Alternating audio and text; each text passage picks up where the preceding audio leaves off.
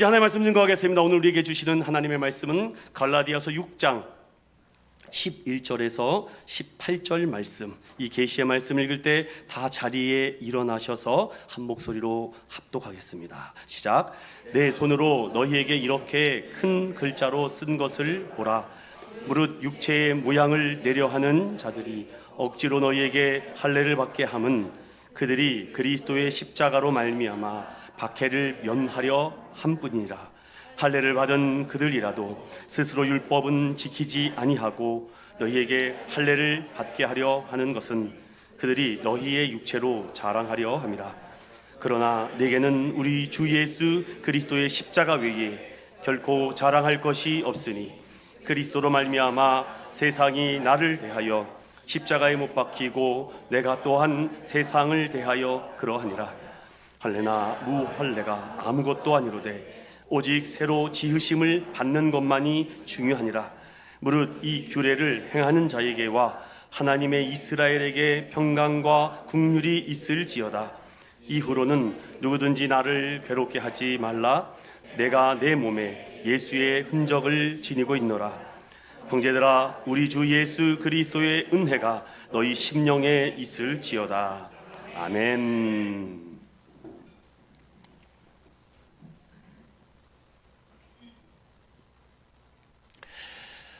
제목을 따라 해볼까요? Jesus Christ Superstar Stigma.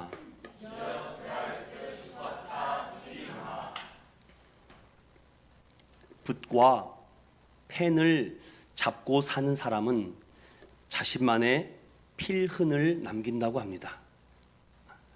칼을 잡는 자는 자신만의 도흔을 남긴다고 하죠. 이 대사가 뿌리 깊은 나무에 무휴리 했던 대사입니다. 고강한 무예를 가질수록 자신만의 독특한 도흔을 남기는데 어떤 이에게 자기가 남긴 도흔이 있었다라는 대사를 들으며 저의 마음을 후벼 파는 듯한 대사였습니다. 과연 성도들은 좋은 설교를 듣고 성흔이 남았을까? 진리의 설교를 듣고 영흔이 남았을까? 참된 복음을 듣고 그 심령에 거룩한 흔적이 남았을까? 수없이 많은 예배와 기도와 찬양과 또 봉사 헌신을 했는데 그 자리에서 어떠한 스티그마, 흔적을 남기려고 하는가? 저는 오늘 이 갈라디아서 말씀을 마지막으로 강의하면서 저를 먼저 돌아보며 회개의 시간으로 오늘 새벽에도 기도한 것 같습니다. 이 갈라디아서를 마치고 나서 야 이제 끝났다, 나 정말 설교 잘했네 라는 것을 남기려고 했을까? 아니면 우리 사랑하는 성도들에게 이 진리의 말씀을 이 신비에 새겨 이제 믿음으로 살아갈 때에 믿음과 삶이 구별되지 않고 어떻게 하나가 되어 은혜로 살아갈까? 예수의 종으로 원목사는 어떠한 흔적을 남기려고 하는 것인가? 사랑하는 믿음의 성도 여러분, 저나 여러분이나 오직 예수 그리스도의 십자가 흔적만 남기는 믿음의 성도 되시기를 소망합니다. 우리 인간은 어떻게 죽을지를 알면은 우리 삶이 달라질 수밖에 없다라는 글귀가 있습니다. 모든 인간은 100% 죽는다. 그럼 사람이 어떻게 되는가? 제가 짧게 타 종교에서 말하는 죽음 이후의 모습을 찾아봤는데 죽으면 소멸되고 끝이다 라고 말하는 무신론자, 공산주의자, 회의론자들이 있습니다. 죽으면 새로운 몸으로 환생하고 착하게 업을 쌓으면 착한 동물로 환생한다라고 말하는 불교와 힌두교 교리가 있습니다. 죽으면 다 좋은 곳으로 가는 거야, 극락왕생하는 거야, 만인 구원론자 세속 종교들이 말합니다. 아니죠. 죽으면 다시 기회가 찾아옵니다라고 말하는 몰몬교가 있습니다. 또한 죽음 이후에 천국과 지옥이 아닌 연옥소를 주장하는 캐톨릭 교리도 있죠. 인간들이 다 만들어낸 허상과 망상입니다. 히브리서 9장 27절에는 사람이 한번 죽는 것은 정해진 이후 그 이후에는 하나님의 심판이 있다라고 말합니다. 하나님의 선물인 믿음의 눈과 마음, 즉 성령의 조명하심을 경험한 자만이 그 흔적이 남아요. 여러분은 어떠한 흔적을 가지고 살기를 원하십니까? 생각해 보십시오. 믿음 자체가 치유되는 것이 아니라 치유는 전적으로 하나님이 하신다라는 그런 믿음관을 보수신앙을 하는 분들은 고백합니다. 그러면 질문드립니다. 만약에 여러분에게 환난과 박해가 찾아온다면 어떻게 하시겠습니까? 성경은 우리에게 이렇게 말합니다. 기도와 믿음으로 방어하라. 고난과 질병이 찾아오면 어떻게 해야 합니까? 연단과 은혜 주심을 기다려라. 즉 장로교에서 말하는 개혁주의 보수 신학은요, 바로 믿음과 전적인 하나님의 주권입니다. 이걸 고백하지 않으면 저랑 함께 신앙생활 못해요. 자유신학 하는 대로 가셔야 됩니다. 다시 말씀드립니다. 저는 이 흔적을 남겨드리려고 지금 이렇게 강조하는 겁니다. 보수 교단의 장로교 신학은, 믿음은 우리가 고백하지만 전적인 치유와 역사와 기적과 능력은 하나님께 달려 있다고요. 믿으십니까? 믿으십니까? 그러면 여러분 이제 새로운 흔적이 생긴다고요. 호랑이는 가죽을 남긴다, 사람은 뭐 이름을 남긴다고 하는데 그리스도인은 무엇을 남겨야 할까요? 우리 안에 하나님으로부터 시작된다면 저는 오늘 제목을 드렸던 것처럼 예수 그리스도 나의 슈퍼스타, 그 흔적을 남겨드리고 싶어요. 오늘 말씀을 잘 마지막으로 따라오셔서 이 말씀 속에서 진리를 찾는 저와 여러분 되시기를 예수님의 이름으로 간절히 축원드립니다. 자, 11절을 다 같이 읽어봅니다. 시작. 내 손으로 너희에게 이렇게 큰 글자로 쓴 것을 보라. 첫 번째로 이 사도 바울이 13권의 서신서를 씁니다. 이 13권 서신서 중에 자필로 기록했다라고 말하는 것은 학자들에 따라 조금의 견해가 있지만 7권 내외라고 하지만 그가 확실히 다 썼는지는 잘 모릅니다. 왜냐? 두 가지 해석이 있지만 제가 따르는 해석은 다메섹 도상에서 청년 사울이 급진적인 회심으로 말미암아 눈이 멀어버리는 그 상황 속에서 하나님은 그의 눈을 깨끗하게 치료하지 않았다. 그것이 사도 바울의 절뚝거림의 은혜입니다. 고쳐주지 않아요. 사도 바울은 안질이 굉장히 좋지 않아 가까이 있는 것도 잘 보지 못할 정도로 눈이 좋지 않았다고 하죠. 그래서 선교하는 과정 모든 곳에 의사 누가가 따라다닙니다.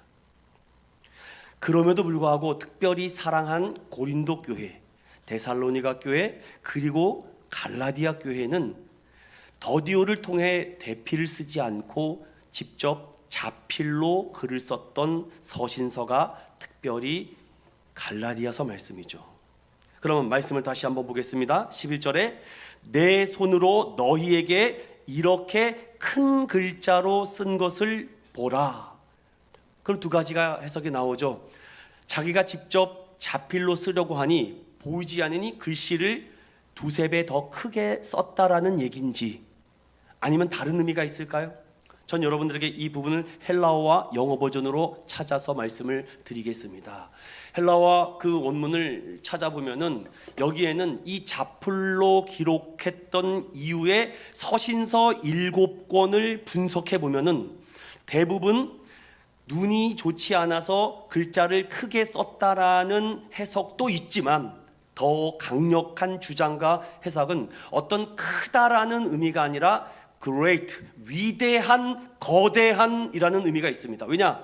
내가 지금 너희에게 쓰는 이 편지는 보통 편지가 아니다. 죽고 사는 것의 문제다. 이 크다라고 하는 이 크는 거대하다, 위대하다. 이거는 이 세상 어떠한 학문과 철학과 어떠한 것과 비교할 수 없을 정도의 강력한 능력을 가지고 있다.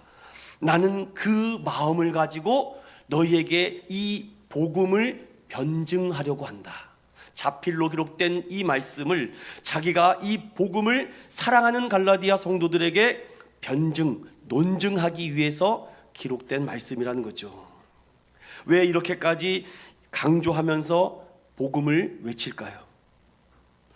복음의 위대함을 강조하며 복음에 대한 논증을 강조하는 이유는, 저는 이 부분을 갈라디아서를 처방합니다. 김정우 목사님의 글을 인용해 보려고 합니다. 거짓이 만연한 세상에서 진리를 잃어버린 세대, 미움이 증폭되는 시대에 절대적인 사랑에 굶주린 세대, 불의가 법을 조롱하는 것을 볼 때 공의와 정의에 대한 갈망과 굶주림의 세대, 우리 자신이 실수하고 넘어지기 때문에 한없는 용서에 대한 굶주림이 누구에게나 있다. 왜? 갈라디아서 1장은 이 세대는 악한 세대이기 때문에. 갈라디아서 1장을 잠깐 열어봅니다. 1장 4절을 다 같이 읽어봅니다. 1장 4절입니다. 시작. 그리스도께서 하나님 곧 우리 아버지의 뜻을 따라 이 악한 세대에서 우리를 건지시려고 우리 죄를 대속하기 위하여 자기 몸을 주셨으니. 아멘. 바울은 갈라디아 성도들에게 그냥 연애 편지, 러브레터 쓰는 것이 아닙니다. 이 말씀을 지키고 믿고 듣는 자는 살 것이고, 그렇지 않은 사람은 악한 세대에 계속 죄를 따라 하나님의 저주를 받는다. 누가 나한테 이렇게 편지를 써줬다면 여러분 어떻습니까? 세상은 공경에 빠져 있습니다. 죄악에 빠져 있습니다. 악한 세대, 악함만 남았다. 전 이것을 다시 이렇게 현대적인 언어로 바꾸겠습니다. 세상이 너무 공격적이에요. 너무 괴팍합니다. 과격합니다. 이러한 세상에 어떠한 윤리와 도덕과 종교로든 감당할 수가 없습니다. 저는 이것을 어떠한 저서의 글을 인용하며 세상은 늘 굶주려 있기 때문입니다. 늑대처럼 굶주려 있다 보니까 생각대로 움직이고 닥치는 대로 삼켜버리는 시대가 아닐까요? 세상의 부적응자들, 실력과 능력이 없는 자들, 육체적 장애를 가진 자들이 볼멘소리를 합니다. 그렇게 살아가느니 차라리 죽는 게 낫지. 당신이 할 수 있는 게 무엇이냐 하며 파국이다라고 얘기를 해요. 이런 세상에 갈라디아서는 우리에게 살 소망이 있다. 거대한 복음이 너의 심령을 두드리면 된다. 그 복음이 너의 가슴으로 들어오면 된다. 그리스도인들은 하나님의 전적인 은혜로 살아가는 자, 그럼에도 생명의 소식을 전해야 되는 것이 먼저 믿은 저와 여러분에게 있는 줄로 믿습니다. 제임스 보이스 목사님의 책 중에 기차와 역마차라는 글이 있습니다. 잘 들어보십시오. 한밤중에 건널목에서 역마차 한 대가 가족을 태우고 지나갑니다. 마침 그 기찻길에 기차가 지나가고 있어요. 건너목을 지키는 그 간수가 기차가 오는 것을 보고 역마차에게 등을 흔들며 기차가 오니 조심하라, 경계하는 사인을 보냅니다. 그런데 역마차는 기차와 충돌하고 일가족이 죽게 되었습니다. 기차를 분명히 보고 간수가 등을 흔들며 말했지만 역마차는 보지 못했다는 것이죠. 결국 경찰관이 와서 수사를 하기 시작합니다. 간수요, 도대체 어떻게 된 일입니까? 그 간수는 이렇게 말합니다. 내가 분명히 기차를 보았고 경고를 위해서 등을 흔들었다. 결국 수사가 종결되고 역마차 끄는 사람의 부주의로 종결이 됩니다. 시간이 흐르고 간수가 죽기 전에 양심 고백을 합니다. 내가 죽기 전에 이 고백을 하지 않으면 참을 수가 없다고 눈물로 고백을 하기 시작합니다. 그때 당시 수사관이 나에게 질문하지 않은 한마디가 있었다. 그 질문을 했어야 되는데, 수사관이 나에게 묻지 않은 한 가지가 무엇인지 아십니까? 그 등에 불이 켜져 있었습니까? 무슨 말입니까, 여러분? 간수는 한밤중에 등을 흔드는데 불을 켜지 않았어요. 흔들어 봐도 보일 수가 있습니까? 불을 켜지 않은 채로 열심히 등만 흔들고 있었다는 거죠. 나도 이럴까? 사랑하는 성도들에게 진리의 복음을 던진다는데 계속 등만 흔들고 있지 않는가? 내가 체험을 해야지. 내가 경험을 해야지. 내가 이 말씀 앞에 무릎을 꿇어야지. 이 말씀 때문에 내가 사생결단을 한 설교와 그렇지 않은 설교의 그 강력한 파워가 다르구나. 사랑하는 믿음의 성도 여러분, 어둡고 악한 세대에 진리의 불을 켜고 세상에 나가 흔들 자 누구입니까? 사도 바울은 오늘 갈라디아 교회 성도들에게 큰 글자로 내가 너희들에게 이 서신을 쓰는 이유는 복음이 아니면 너희를 살릴 아무런 능력이 없기 때문이다. 우리 안에 이 거대하고 위대한 복음의 능력으로 가득 차고 있습니까? 말씀을 준비하는데 찬송가 510장이 제 가슴을 후벼 파기 시작합니다. 하나님의 진리 등대 길이 빛나니 우리들도 등대되어 주의 사랑 비추세. 죄의 밤은 깊어가고 성난 물결 설렌다. 어디 불빛 없는가 하고 찾는 물이 많구나. 너의 등불 돋우어라. 거친 바다 비춰라. 빛을 찾아 헤매는 이 생명선에 건져라. 후렴은 제 심장을 공격했습니다. 우리 작은 불이라도 좀 켭시다. 정말 작은 촛불이라도 성냥불이라도 켜고 복음을 전해야지. 아무 빛도 없이 복음을 전하니까 변화가 안 되지 않습니까? 왜 자녀가 변화되지 않는다고요? 여러분이 빛이 없잖아요. 왜 우리 가족이 변화되지 않습니까? 여러분이 생명의 빛이 없잖아요. 왜 우리 세상이 변하지 않습니까? 빛이 없으니까 어둠이 도망가지 못하죠. 왜냐? 복음은 이 어둠을 반드시 이길 수 있는 거대한 위대한 능력을 갖고 있는데 여러분이 다 쫄아 있잖아요. 여러분 그렇게 이 사도 바울처럼 큰 글자를 쓸 정도의 거대한 복음의 능력을 믿고 계십니까? 그렇다면 여러분은 이제 변하기 시작할 겁니다. 저는 이 은혜에 대한 분명한 체험과 고백이 있기 때문에 여러분들에게 자신 있게 말합니다. 제가 젊은 열기에 30대 때는 이렇게까지도 설교했어요. 여러분이 다 떠나도 괜찮다. 복음만 있으면, 복음으로 변화된 한 사람만 있으면 나는 그 사람과 끝까지 간다. 봐라 누가 이기는지. 제가 이렇게까지 설교를 했었어요. 30대 때는. 수백 명 수천 명이 와도 소용없다. 그가 그리스도인의 제자가 아니면 그는 지옥불로 갔기 때문에 내가 한 사람이라도 똑바로 예수 믿는 흔적으로 남기고 내가 가겠다. 그렇게 제가 하나님 앞에 매달린 적이 있습니다. 어설픈 목사는 성도들을 어설프게 만듭니다. 무능한 목사는 성도들을 무능하게 만듭니다. 예수가 없는 목사는 예수 없는 성도로 만듭니다. 사랑하는 우리 인천은교회 성도 여러분, 우리가 자랑할 건 예수 십자가 그 흔적만 남기시기를 축원드립니다. 두 번째 12절 13절을 읽어봅니다. 시작. 무릇 육체의 모양을 내려 하는 자들이 억지로 너희에게 할례를 받게 함은 그들이 그리스도의 십자가로 말미암아 박해를 면하려 할 뿐이라. 할례를 받은 그들이라도 스스로 율법은 지키지 아니하고 너희에게 할례를 받게 하려 하는 것은 그들이 너희의 육체로 자랑하려 함이라. 아멘. 사도 바울의 이 절절하게 갈라디아 성도들을 사랑하는 그 모습이 보이십니까? 너희들 그 교회 공동체 안에 거짓 선지자가 숨어 있다. 반드시 색출하라. 세 가지 힌트를 주겠다. 거짓 교사들의 특징이니라. 저도 잡아낼 거예요. 첫 번째 12절에 육체의 모양을 내려고만 한다. 편안하게 신앙생활을 하려고 해요. 이게 육체의 모양만 내려고 하는 성도들의 대표적인 모습입니다. 그런데 율법적인 사고방식과 세상적인 학문과 지식은 굉장히 많아서 자꾸 교회에 와서 그것을 털어내려고 해요.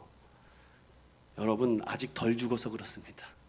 내가 죽으면 나의 학력, 학식, 재벌, 돈 그거 자랑이 안 돼요. 나 같은 죄인을 하나님 예배자로 세워주시고 나 같은 벌레만도 못한 사람의 예배를 주님 받아주신다고요? 어디 내 이름이 나옵니까 교회에서. 근데 육체의 모양을 내려고 하는 사람이 있어요. 아 내가 말이야 내가 옛날에 말이야 내가 과거에 말이야 이렇게 했었다고. 외적으로 잘 꾸며진 것에 속지 맙시다. 결국 꾸며진 것은 지워지고 사라지는 연기이기 때문이죠. 복음의 은혜를 들었고 믿었고 받았다고 하면서 결과적으로 그럼 집사님 저와 함께 저 바다로 뛰어듭시다 머뭇거려요. 아니 은혜 받으셨다면서요, 성령 받으셨다면서요, 뭐 방언도 하고 예언도 하신다면서 기도 많이 하셨다, 그러면 저 바다로 뛰어듭시다. 결국 못 떠들어요. 머뭇머뭇거리거든요. 어떤 목사님이 이렇게 얘기하더라고요. 신대현의 같은 교수님이 이제 예수의 종으로 결단하셨습니까? 네, 결단했습니다. 그러면 너의 모든 가산과 재산을 다 팔아 가난한 자들에게 주십시오. 어서 많이 들어왔죠 성경에. 교수님 죄송합니다, 다음에 오겠습니다. 주인이 바뀌었는데도 아직 그 생각을 버리지 못하니까. 저는 학생 시절에 한 목사님의 설교를 듣고 큰 찔림과 감동이 있었습니다. 그런 얘기, 어떤 수도원에 훌륭한 스승님이 있어서 그 스승님의 그 학식과 영역과 그 뜨거움을 배우고 싶어서 수많은 사람들이 그 수도원으로 모였다고 합니다. 도대체 얼마나 대단한 스승과 멘토이길래 이 많은 사람들이 그 스승을 찾고자 할까? 대단하죠. 뛰어난 학력과 학식과 능력과 영역을 갖고 있는 그분, 그 설교를 듣고 싶고 담고 싶은 마음은 다 똑같을 겁니다. 그런데 많은 사람들이 모인 그 제자들 앞에서 그 스승이 나와서 그러면 너희들이 진정으로 나의 제자가 되기를 원하느냐? 네! 그래? 그러면 지금부터 내가 하는 명령을 그대로 따르라. 알겠습니다. 가서 배추를 거꾸로 심어라. 배추를 거꾸로 심어라. 선생님, 배추는 거꾸로 심으면 안 됩니다. 뿌리부터 심어야죠. 스승님이 노망이 나셨나? 치매가 걸렸나? 다 떠나기 시작합니다. 근데 한 사람이 남아요. 땅을 파고 배추를 거꾸로 심습니다. 그 스승이 원하는 게 무엇일까요? 눈치를 채셨습니까? 누가 배추를 거꾸로 심으면 안 되는 걸 모릅니까? 그가 나에게 복종하는가를 보는 거예요. 순종하는가, 말을 따르는가 안 따르는가. 계속 거부해 보십시오. 육체의 모양만 내려고 해요. 내가 이거 했다니까요. 내가 이거 했다니까요. 우리 이거 TV 달 때 얼마나 죽을 뻔한 줄 아세요 여러분? 깔려 죽을 뻔했어요. 이게 자랑입니까 여러분? 육체의 모양을 내려고 하는 사람, 거칠애가 아주 중요하죠. 그러니 어떻게든지 직분과 감투를 받으려고 아양을 떱니다. 속지 마세요. 두 번째 힌트는 너희에게 억지로 할례를 받게 한다. 이건 외식과 주변의 평판과 이미지 개선만을 좋게 합니다. 저는 여러분들에게 다시 말씀을 드려요. 우리 교회는 예배 중심과 말씀 중심입니다. 다른 거 안 해도 돼요. 여러분 예배가 살아나는 일이라면 그게 우선순위가 항상 돼야 됩니다. 공예배 잘 들으십시오. 기도 생활 잘 하십시오. 이게 중심이 되지 않으면 전 사꾼 목자입니다. 잘 꾸며진 경건, 세션 쫙 빵빵하게 오늘 좀 예배 좀 드렸구만. 뭘 예배를 드리긴 뭘 예배는요 내가 죽는 시간입니다. 예배 끝나고 나갈 때 여러분 군소리 없이 나가야 돼요. 그게 진정 은혜 받은 사람의 모습 아닐까요? 그런데 억지로 할례 받아서 내가 이렇게 많이 남겨놨어, 내가 이렇게 세례 많이 줬다니까, 우리 성도들 이렇게 많이 내가 했다니까, 여기 수양관도 짓고 저기 교회도 짓고 뭐도 짓고, 그게 자랑입니까? 억지로 할례를 하는 율법 신앙. 주변의 평판만 잘 들으면 돼요. 뭔 이력이 그렇게 많습니까? 제 이력은 딱 한 줄밖에 없습니다, 여러분. 세 번째, 그리스도의 십자가로 말미암아 박해를 면하려고 해요. 무슨 말입니까, 여러분? 예수 믿는다는데 한 번도 핍박과 거절과 저항을 받아본 적이 없어요. 전도를 안 해서 그렇습니다, 여러분. 전도를 하면 반드시 여러분 저항 세력들이 나타나요. 왜냐? 어둠에 사는 사람이 빛을 두고 그들에게 가면 그들이 우리를 박대하거든요. 전도하시기 바랍니다. 박해를 피하려고 그래요. 이 세 가지 힌트에 다 걸리시지 않기를 바라요. 우리 성도들은 그런 성도들이 없어요. 예수가 없는 자들의 주된 특징이 그래요. 율법주의자들은 지나치게 십자가를 싫어하고 거부합니다. 왜냐? 십자가에 나무에 매달려 죽는 것은 하나님의 저주를 받았기 때문에. 그러니 육체의 모양만 내려가 합니다. 억지로 할례를 받으면 그게 잘 꾸며진 경건의 표시입니까?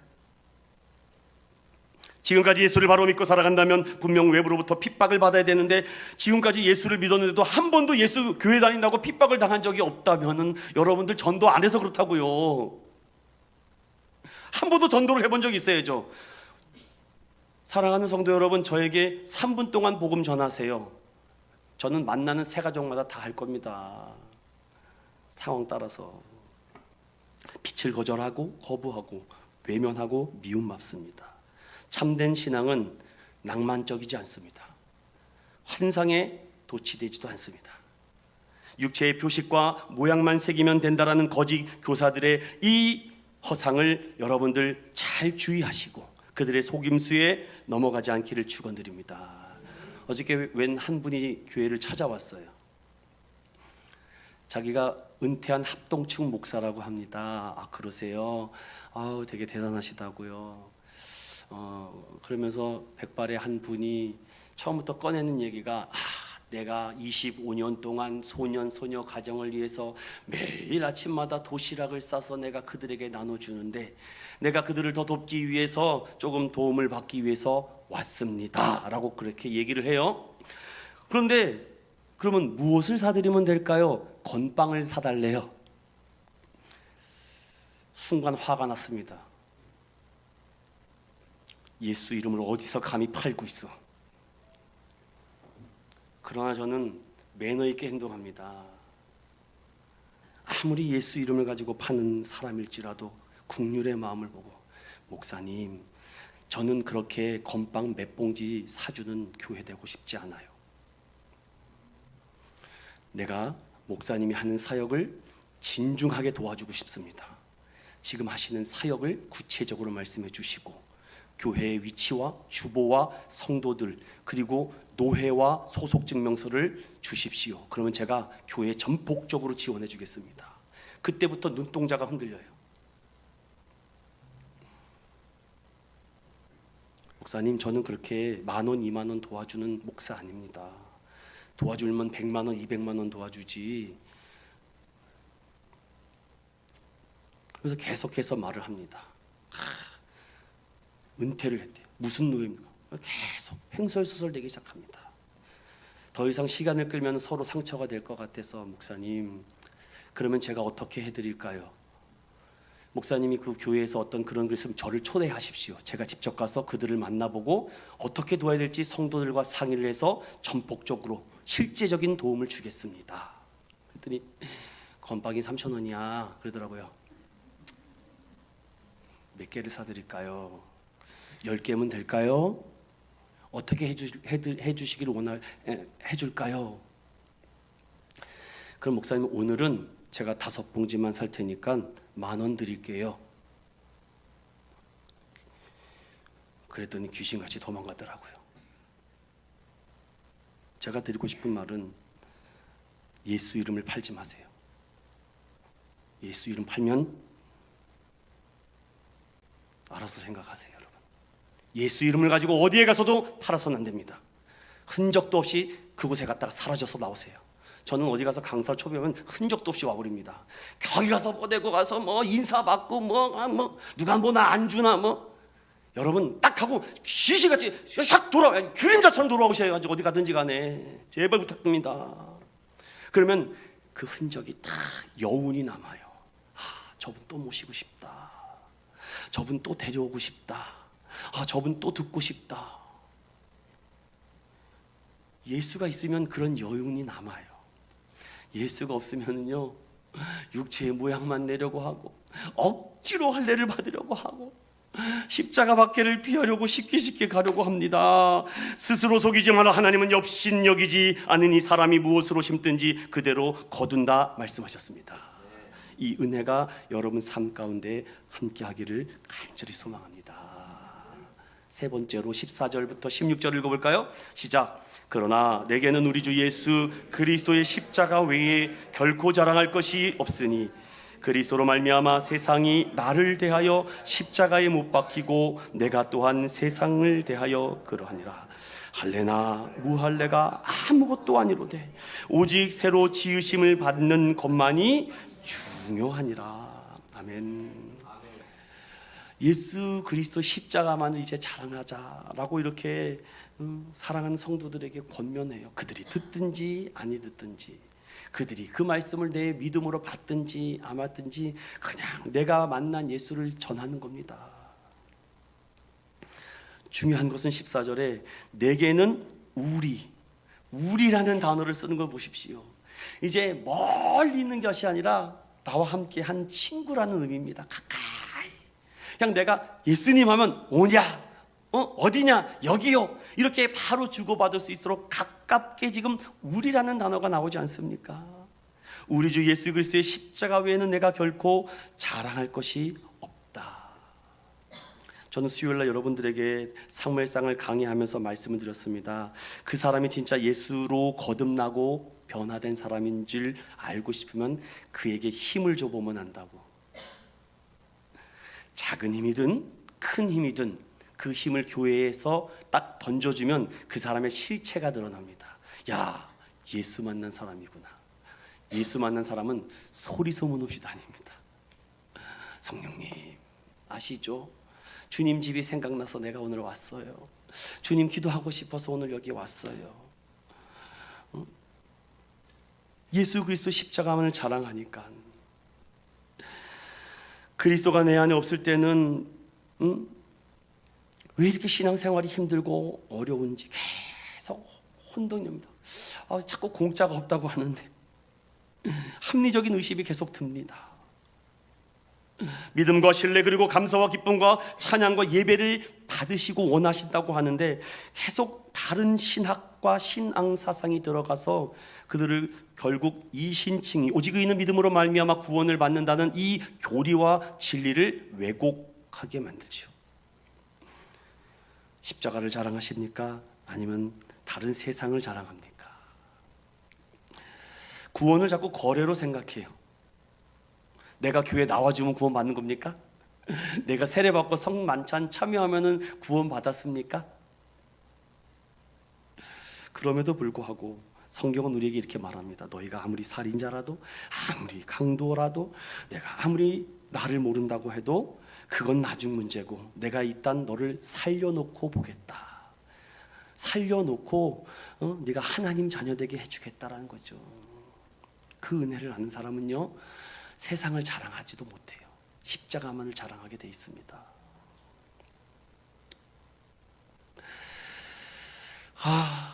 뭔가 치성을 들어야 될 것 같고 도, 공, 제로 뭔가 해야 될 것 같이 오늘 뭔가 시원한 느낌이 들어. 오늘 찬양 좀 잘 되고 내가 좋아하는 찬양 나오고 내가 아는 찬양 나오면 오늘 예배가 막 뜨거워진 겁니까? 내가 모르는 찬양, 알 수 없는 찬양하면 입을 꾹 담고 있는 게 여러분 맞을까요?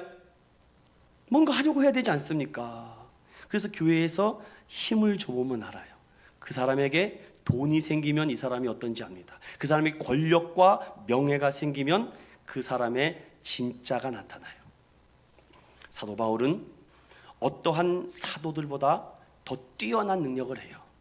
열왕기상과 열왕기하를 보면 엘리사와 엘리야가 나오는데 엘리야가 7번, 8번 정도의 기적을 행하는데 엘리야가 구름 타고 바람으로 승천할 때에 엘리사가 나에게 당신에게 임한 하나님의 갑절의 은혜가 임하기를 원합니다.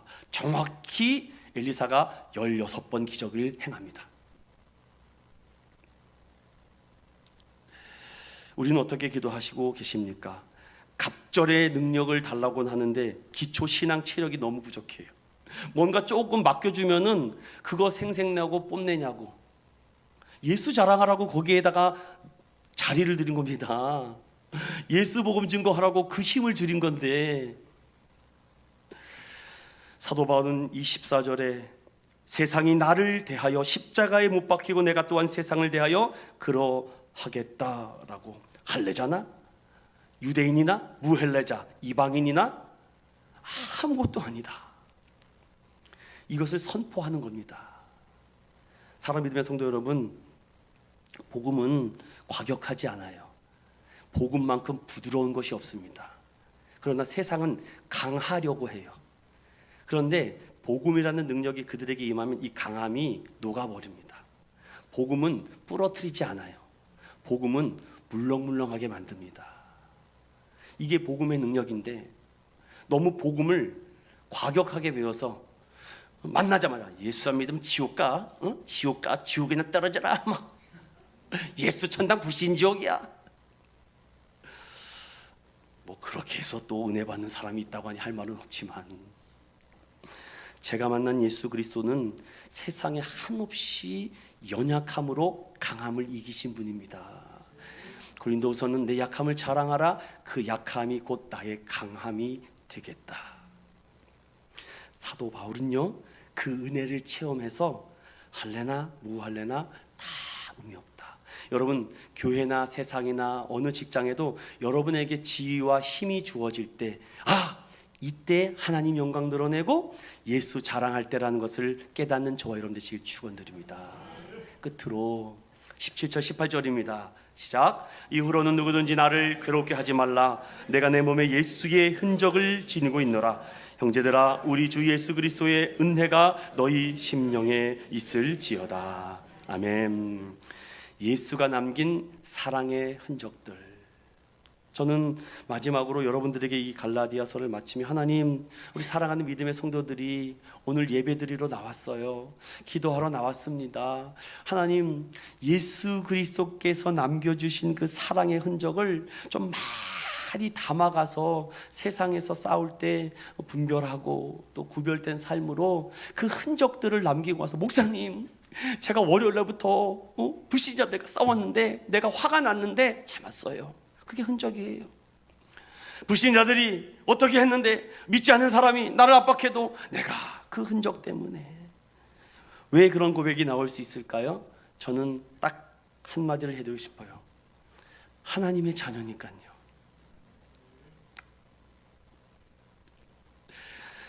저는 갈라디아서를 말씀을 드리면서 여러분들에게 그런 말씀을 드렸어요. 너 하나님의 사람아, 의와 경건, 의롭다라고 칭하심과 의롭게 살아가는 경건에 대한 두 기둥, 이 두 지붕을 잘 세워야 된다고 말씀드렸어요. 그리고 그 안에 하나님의 사람은 믿음과 사랑과 소망과 인내, 그 세 가지, 이 세 가지의 그 기둥을 잘 세워 이 지붕이 흔들리지 않도록 하고, 그리고 지면에 온유함으로 선한 싸움을 싸우라. 너 하나님의 사람의 의와 경건과 믿음과 사랑과 인내와 온유함을 이루는 저와 여러분 되시기를 축원드립니다. 이 말씀 17절에 내가 내 몸에 예수의 흔적을 가졌다라고 말하는 이 몸은 헬라어로 소마라고 하는데, 실제적인 신체를 말합니다. 육체를 말해요, 이렇게. 그리고 흔적이라고 말하는 것은 스티그마타라고 말하는 이 흔적을, 이 몸의 흔적을 해석하면 상처 자국입니다. 흉터라는 거예요. 복음 전하다가 두드러 맞은 거, 교회 가려다가 머리채 끌어당겨서 주님, 제 평생 소원 예배 마음껏 드릴 수 있고, 예배 시간에 정말 기쁜 마음으로 가고 싶고, 누가 괴롭히지 않아도 내가 갈 수 있는 그 은혜가 있게 해달라고. 여러분, 그 흔적이 여러분들을 강력하게 만들 겁니다. 내 몸에는 예수를 섬기다 사랑하다가 입은 흔적이 있다는 것이죠. 하나님, 이제 마지막으로 이 말씀을 마무리하는데, 하나님 아시잖아요. 저도 약하고 우리 성도들도 너무 연약합니다. 하나님, 어떻게 이 사랑의 흔적들을 남겨갈 수 있을까요? 라고 말하니까 10절이 제 눈에 팍 들어왔어요. 무릇 이 규례를 행하는 자에게와, 자시요 여러분, 이게 마지막 하이라이트입니다. 하나님이 어떻게 예수가 남긴 흔적을 따라가면서 살아갈 수 있어요? 자신이 없어요. 힘이 없습니다. 16절에 무릇 규례를 행하는 자에게와 하나님의 이스라엘에게, 따라합시다, 평강과 국률과 평강과 국률로 너에게 도와주겠다. 이 은혜가 함께 하시길 예수님으로 축원드립니다.